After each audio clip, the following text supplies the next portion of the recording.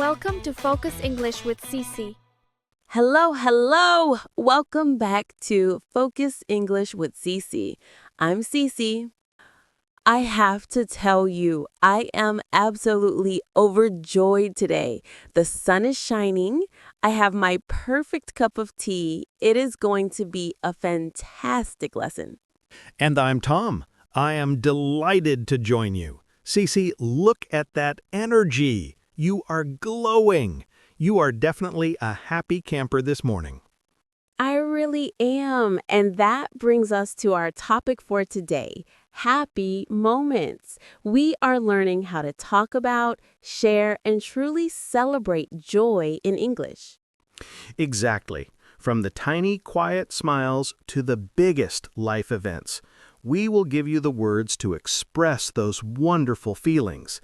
But before we dive in, we have a small favor. If you love our lessons, please take 1 second. Look down, click that red subscribe button, and hit the like button. Your support helps us reach more learners, and it really makes us happy. Now, let's get started.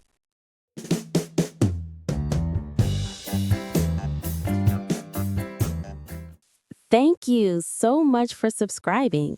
Now, Tom, let's start where most happiness lives.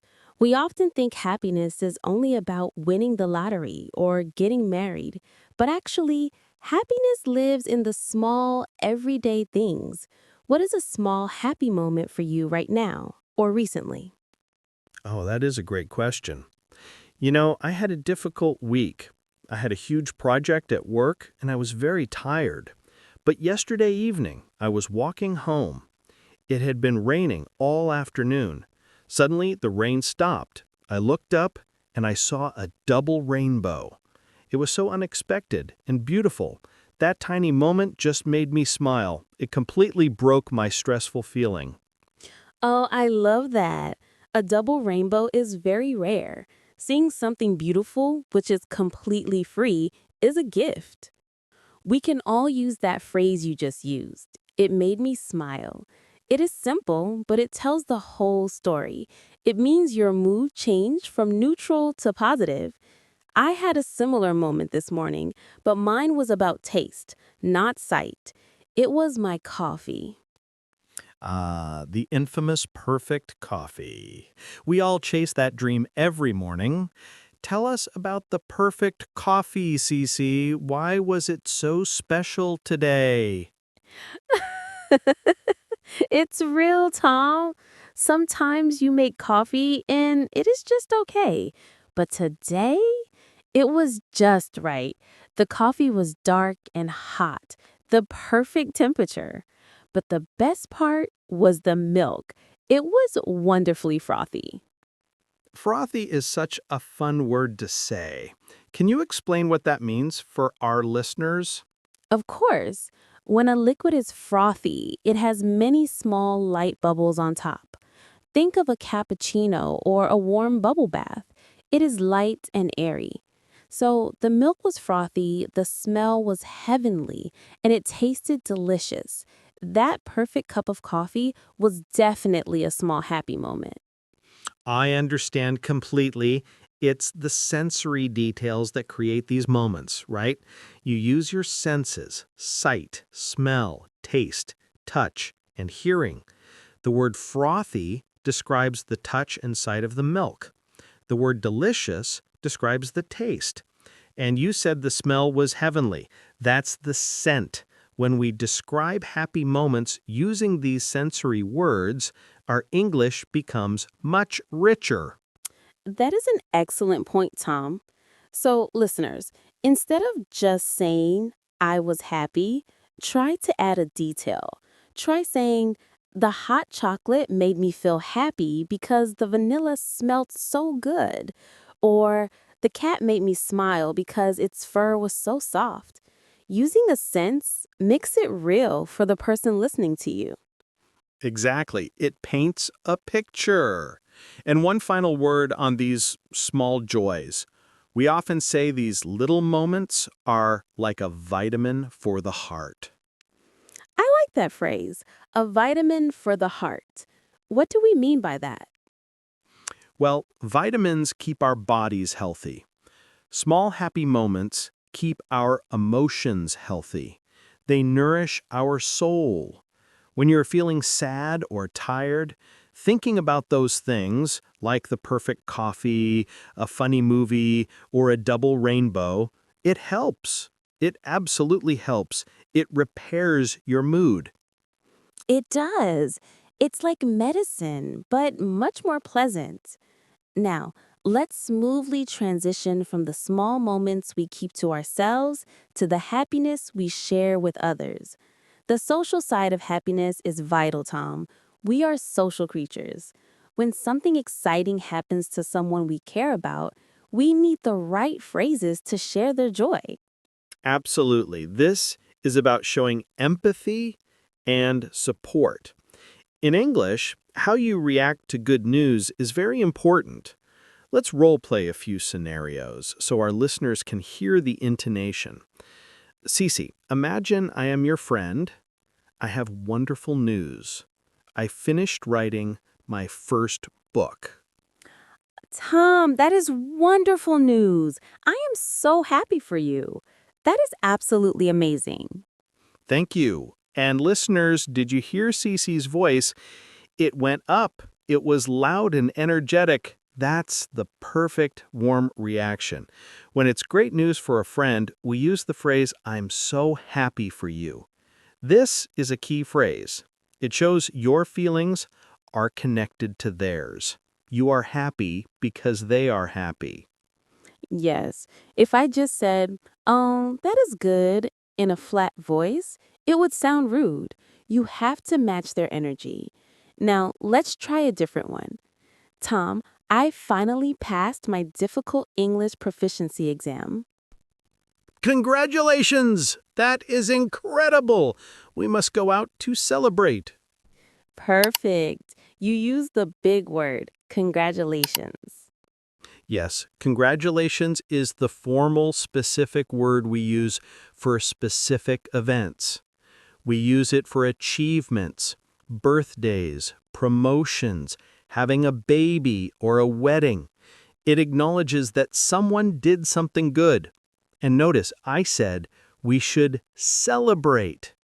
The word celebrate means to do something special for that event. It's a verb. You can celebrate by having a party, going to a nice dinner, or even just buying yourself something nice, like a new dress or a special cake. Yes, you celebrate an achievement. Now, let's try a tricky one. Happiness isn't always 100% pure. Sometimes it's mixed with sadness. Cece, my sister told me she is moving to another city next week. I will miss her very much. That is tough, Tom. I know you were close to your sister, but how did you feel about her moving? Was she excited? She was. She was very excited because she got a new, better job there. It's a big step for her career. So even though I will miss her, I am still happy for her and her new achievement. It's a mix of feelings, but the joy is stronger because I love her. That is beautiful. That is the circle of happiness in action. Your happiness comes from her success. It's a selfless kind of love. And remember, listeners, there's another social phrase that is very common. If someone simply says, thank you for something you did, the simple, polite response is, I'm happy to help. Yes, you can say you're welcome, but saying I'm happy to help is warmer. It shows you did it willingly. It shows you are a friend. Exactly. Now, let's move from social happiness into the bigger territory of hard work and pride. Tom, speaking of big feelings, let's look at the feeling we get after completing something difficult. You mentioned your work project earlier. When you finished it, how did you feel? That final feeling wasn't just happy, was it? It was something deeper. You are right. It was relief. I felt so relieved. Let's look at those words. Relief is the noun. Relieved is the adjective. Relieved means you feel happy because something difficult, stressful, or worrisome is finally finished. It's the feeling of tension leaving your body. Think of students finishing a very difficult exam. The moment they put down their pen, they feel relieved. Precisely. It's like carrying a heavy backpack all day and then finally taking it off. You feel lighter. That feeling is relief. And that leads to another powerful word, proud. Yes, the work you did on that project was an achievement. An achievement is a thing you have done successfully, usually with effort, skill, or courage. And when you look at that achievement, you feel proud. Proud means you feel deep satisfaction or pleasure as a result of your own achievements or the achievements of someone you are close to. Let's clarify with examples. My report was an achievement. I worked hard on it, so I felt proud of the report. Tom, your sister's new job was an achievement, so you felt proud of your sister. We can feel proud for ourselves and for others. It is a very positive, strong emotion. Now, let me introduce a way to express extreme pride or joy. Sometimes happy is not a big enough word. I had a moment this morning that made me think of this. My daughter had a huge presentation at school. She was very nervous about it, but she called me afterwards and she did amazingly well. Hearing her voice, I was on cloud nine. Whoa, on cloud nine? I have heard that phrase. It sounds like a lovely place, but what exactly does on cloud nine mean in this context? Great question, Cece. On cloud nine is a very popular idiom. It means you are extremely, intensely happy. So happy that you feel like you are floating high up in the sky. Imagine there are levels of clouds, and level 9 is the very top. You are looking down on the world because you are so happy. It is one step beyond simply feeling happy. It is feeling euphoric. So, my daughter's success put me on cloud 9. That is a fantastic idiom. So, when you get a massive promotion at work or you get married, you're not just happy, you're on cloud nine. I like that. It's for those high-level, amazing achievements. Yes, and that is a perfect segue into the biggest form of happiness, the fulfillment of a long-term goal. We are talking about the phrase, a dream come true. Exactly. This phrase is reserved for the biggest wishes in life. It is when something you wanted for a very, very long time finally happens. It feels almost unreal, like a dream, but it's actually real. Absolutely. My example is travel. My trip to Japan last year was a dream come true. I had wanted to go there since I was a teenager. Seeing the ancient temples and eating the food, it was an unforgettable moment. Let's compare that to the earlier examples. The rainbow made you smile. That is small and nice. But Japan was a dream come true. The scale is different. Exactly. Now, we have talked about high energy and excitement, but happiness can also be quiet. Let's talk about a place or an activity that brings you that deep, peaceful happiness. Cece, do you have a happy place? I do. My happy place is my garden. But, Tom, what is your happy place? My happy place is simple. When I'm outside, walking. It's an activity, not just a location. When I go for a long walk for exercise, I feel focused, calm, and completely content. I'm not jumping up and down with excitement. I am just happy as a clam. Happy as a clam. That is a wonderful, slightly strange idiom. I love animal idioms. Tell us, Tom, what does happy as a clam mean? Is it because clams are always smiling? Do clams even have mouths? Not exactly. Clams have shells, so we can't see them smile. Happy as a clam simply means you are very, very content, satisfied, and comfortable. You are in a state of quiet happiness. The full phrase originally was happy as a clam at high water, Ah, at high water. Why does the water level matter? because when the water is high, the ocean covers the clam. The birds cannot reach the clam to eat it, so the clam is safe and comfortable. So when I am walking, I feel safe, content, and totally happy as a clam. I love that explanation. So, on cloud nine is intense, euphoric joy after an achievement, and happy as a clam is quiet, inner contentment in your happy place. That is an excellent distinction. What about you, Cece? You said your garden is your happy place. Are you happy as a clam there? I am. It is quiet. I can smell the flowers. It reminds me of my old times. Things we did in the past, running in my grandmother's garden as a child. That is my happy place. It connects me to good memories. Beautiful. Now, Cece, we have to be realistic. Life isn't always rainbows and perfect coffee. Sometimes we have to work when we are tired. Let's transition to the less fun side of happiness, the moments when we have to fake it. Ah, yes. The required performance of joy. Sometimes we have to do things we don't want to do. When this happens, we have to put on a happy face. What does that involve? Well, to put on a happy face means to smile and pretend to be happy, even though you don't feel like it inside. It is a professional necessity sometimes. For example, maybe you have a terrible cold or a headache or you are just in a bad mood, but you still have to meet a new client at work.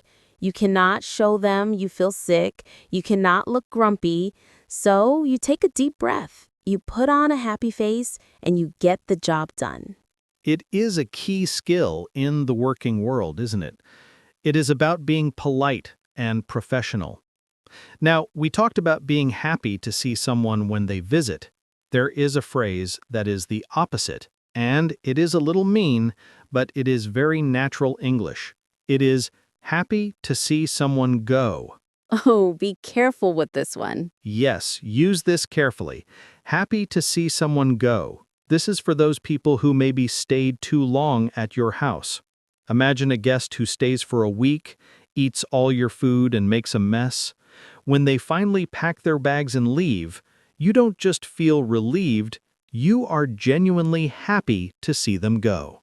It is the ultimate feeling of relief. It's not the nicest use of the word happy, but it is part of real-world vocabulary. You feel the stress leave the room, and that makes you happy. So we have covered fake happiness, relief, excitement, and contentment. Now, let's move on to two more great phrases that summarize a general state of being. We already mentioned at the beginning that you're a happy camper today, Tom. Can you explain that phrase one more time for our new listeners who might have missed the introduction? Of course, if you are a happy camper, it means you are content and satisfied in whatever situation you find yourself in. It implies that you are not complaining. You are easy to please. Is it the same as happy as a clam? It is similar, but happy camper is often used to describe your attitude. For example, give Tom a book and a cup of tea, and he is a happy camper. It means I don't need much to be happy. Or you might be working on a boring task, but because you love your job overall, you are still a happy camper. That makes sense. It is about a lack of complaints. And the last key phrase in this segment is one we use all the time in service and friendship. I'm happy to help. As we said before, it is polite, it is friendly, and it shows willingness. If someone calls me and asks for career advice, I always say, yes, absolutely. I'm happy to help. And when you help someone, doesn't that make you happy too? It really does. That simple act of kindness is another small moment that makes me feel happy. It completes that circle of happiness we talked about. Helping others is often the best way to make yourself happy. It is a win-win situation. Tom, this has been such a positive discussion, but before we wrap up, let's talk about how our viewers can solidify this learning. We want them to turn this lesson into an achievement. How can they practice? Excellent idea. Listening is great, but speaking and writing are better. The best way to move from listening to using these phrases is through active practice. We suggest a technique called the Joy Journal. How does the Joy Journal work? It is very simple. Every night, before you go to sleep, take a notebook. Write down 3 things that made you smile or made you feel happy that day. And here's the trick, listeners. Try to use the new vocabulary. Don't just write, I was happy. That is too easy. Challenge yourself. Write, my son's good grade was a small achievement and I felt so proud. Or, I finally cleaned the garage and now I feel so relieved. Exactly. Or, I had a cappuccino and the milk was perfectly frothy. Using the specific words locks them in your memory. Another fun way to practice is the happy game we mentioned last time. Oh, I love the happy game. Explain the rules, Tom. You can play this alone or with a friend. Say a random word, like rain or home, and quickly describe the first happy moment you think of using one of our phrases. Okay, let's demonstrate. Give me a word. Okay, the word is home. Home. Okay, I think of coming home after a long trip. I walk in the door, I see my own bed, my own things, and my cat Luna is waiting for me. It feels so safe. I am simply happy as a clam to be back. Perfect! You use the idiom naturally. Viewers, practice the happy game with a friend. You can even practice using a silly word like frothy and try to find a frothy memory. A frothy memory. I like it. Any small practice is an achievement you should be proud of. We covered a lot today, Tom. We went from simple smiles to clouds in the sky. Before we go to our final segment, let's quickly wrap up all the key vocabulary, phrases, and idioms. This is your study guide. Let's do it. Listeners, you can repeat these with us to practice your pronunciation. First, the small feelings. Made me smile. This describes a small reaction to something nice. Made me feel happy. A general phrase for simple joys. Frothy and delicious. Sensory words. Frothy means bubbly, like milk. Delicious means tastes very good. A vitamin for the heart. A metaphor meaning small joys keep our emotions healthy. Proud means feeling good about success, yours or someone else's. Achievement means a difficult thing you have completed successfully. Relieved means feeling happy because a difficulty or stress has finished. Dream come true means a major long-term wish that is finally realized. Then we had intense joy words. Ecstatic, overjoyed, and delighted. These are all stronger synonyms for happy. Use them to sound more advanced. And the intense joy idiom. On cloud 9. This means extremely, euphorically happy, floating in the sky. We also discussed social and reaction phrases. I'm so happy for you, or congratulations. Use these to share someone else's joy. Celebrate. The verb meaning to do something special for an event. Happy to help. The polite response to thank you. Circle of happiness. The idea that joy shared is joy gained. And finally, a happy camper means someone who is content in their situation. My happy place means a physical or mental place of deep peace. Happy as a clam means very content and safe.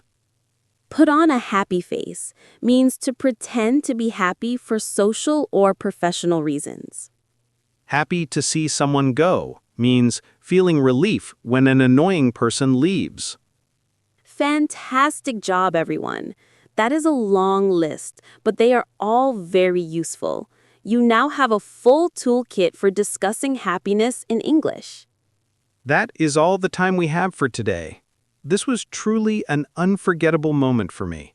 I feel even happier now just from talking about all these positive things.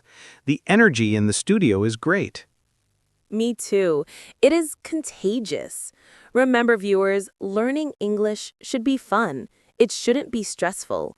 Use these words. Look for opportunities to practice. Tell a friend about your day in English. Don't be afraid to make a mistake. Every mistake is a step toward achievement. Now for our final call to action. We want to hear from you. Our question for the comments section is, what was a happy moment for you this week? And can you describe it using one of our new idioms, on cloud 9 or happy as a clam? Please write your answer in the comments below. We read all of your comments. It truly makes us happy to see your progress and hear your stories.